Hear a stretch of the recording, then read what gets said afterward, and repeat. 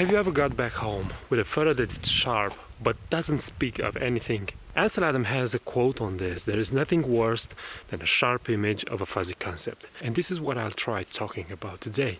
Where to focus inside the forest when you're doing landscape photography in woodland to have a compelling image, to have an interesting image.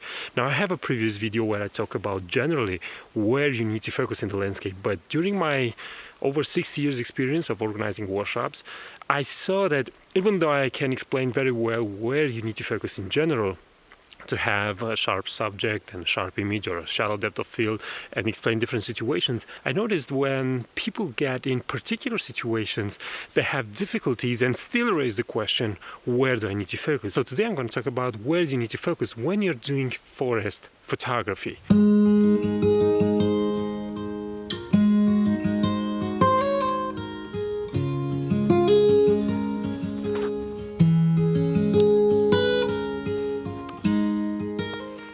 There are two scenarios in terms of focal length when you're doing woodland photography. You can either go wide with 24 millimeter or let's say 17 millimeter or 16 millimeter, or you can go with a longer focal length, in this case 105 millimeter. You can also go further than that, 200 millimeters, but the same principle apply. So today I'm going to find two compositions, one for the 24 millimeters and the other for the 105 millimeter, and discuss each situation, where you need to focus, and most importantly, why you need to focus there, and then the settings of aperture to control the dimension in depth of the depth of field. When you're going to decide on a focus point, depending on the focal length that you're using, the distance between you and the point where you put the focus and the aperture that you are selecting, you generate a certain depth of field that is bigger or smaller. And that is a very important factor.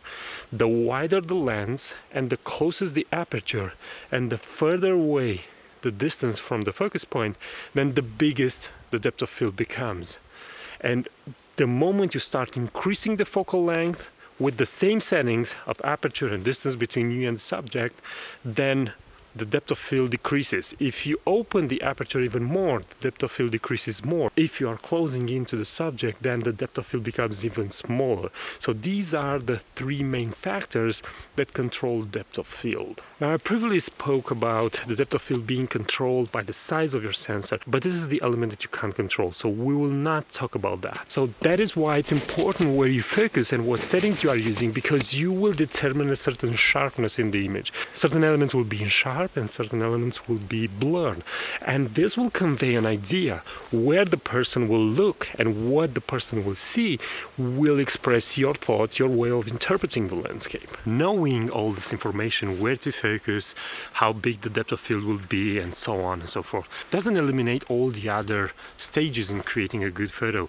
You still need an interesting subject, you still need an interesting composition, good settings, a good interpretation through the editing process, so all that still applies. But knowing exactly where to put the focus and what settings to choose may make the difference between a good photo and a really boring one.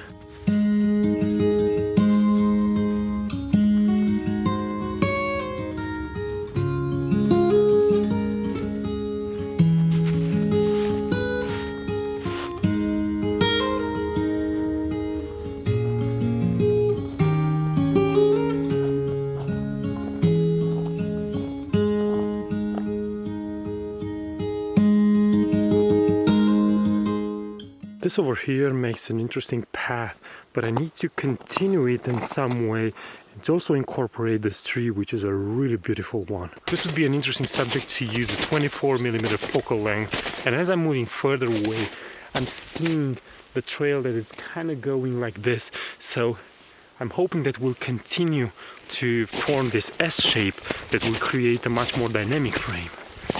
I really like this trail of leaves in the forest right now. It will kind of guide the eye towards that direction.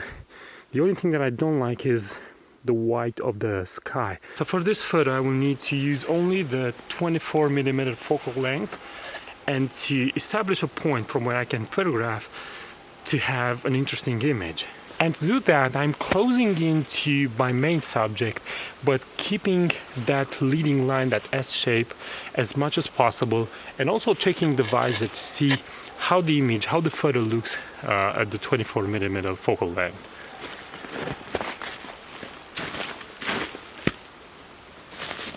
From here, for example, would be an interesting spot, and I have some trees over here that kind of stand in my way. So the only solution is to move even closer to the subject.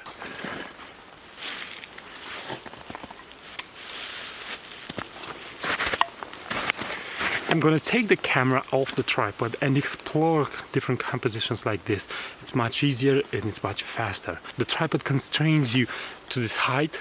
You can adjust it, but because you are searching, you're not willing to keep shifting the height, and that is why I'm taking the camera off the tripod to look for a better composition.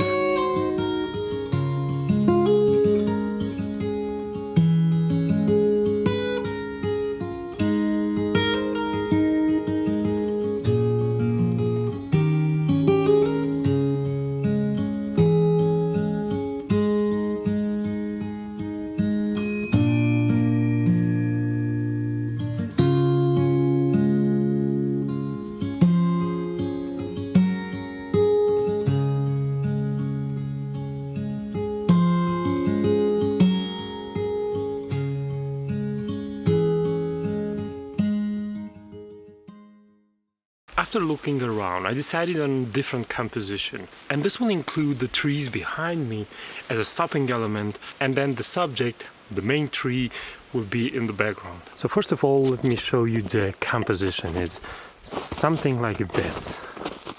Okay, and I'm using these three as a stopping element to the left, and then these one as a stopping element to the right.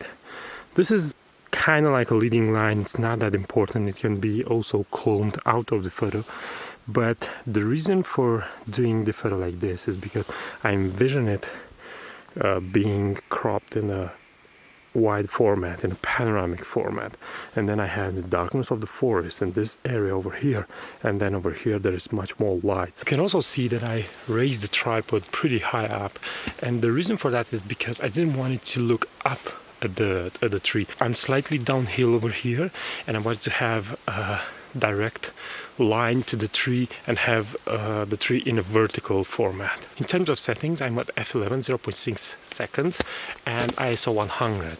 The focus point was somewhere around here, which is almost, let's say, half of the image.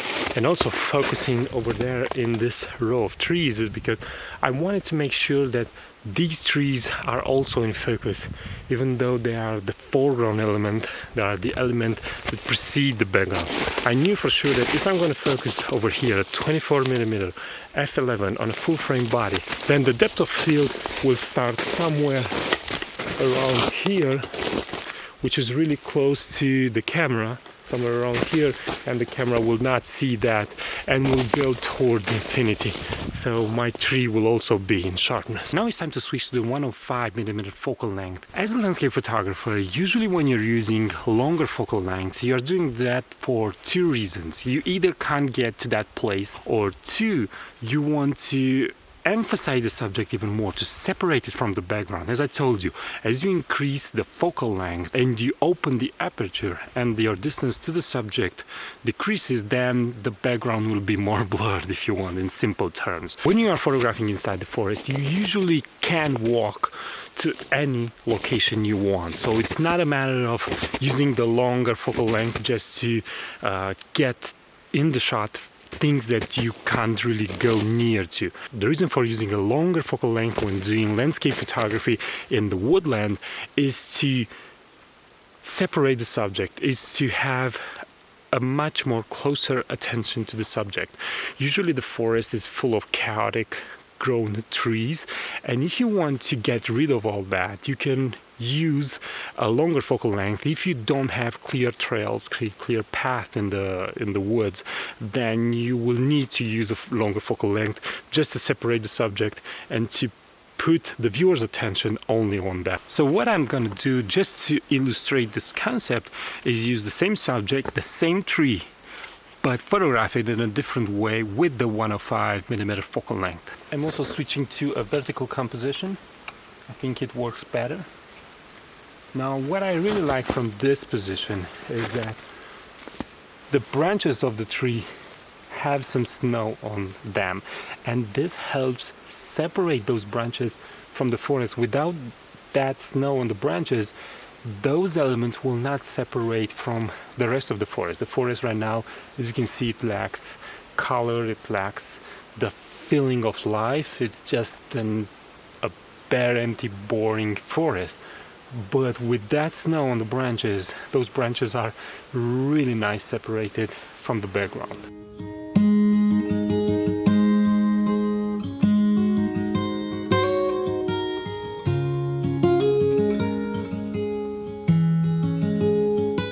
So let's recap what we talked today. So we are doing landscape photography inside the forest. And when you are doing that, you can photograph the woodland with wide angle lens or telephoto lens.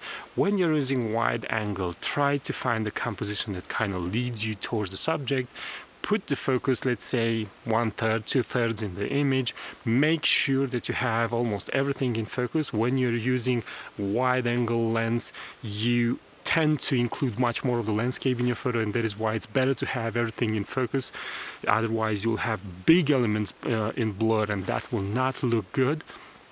So that is why you are using apertures of f8, f11, even f16 if it's needed, if you are really close to the foreground element. And then when you switch to longer focal length, open the aperture more and do the focus exactly on your subject.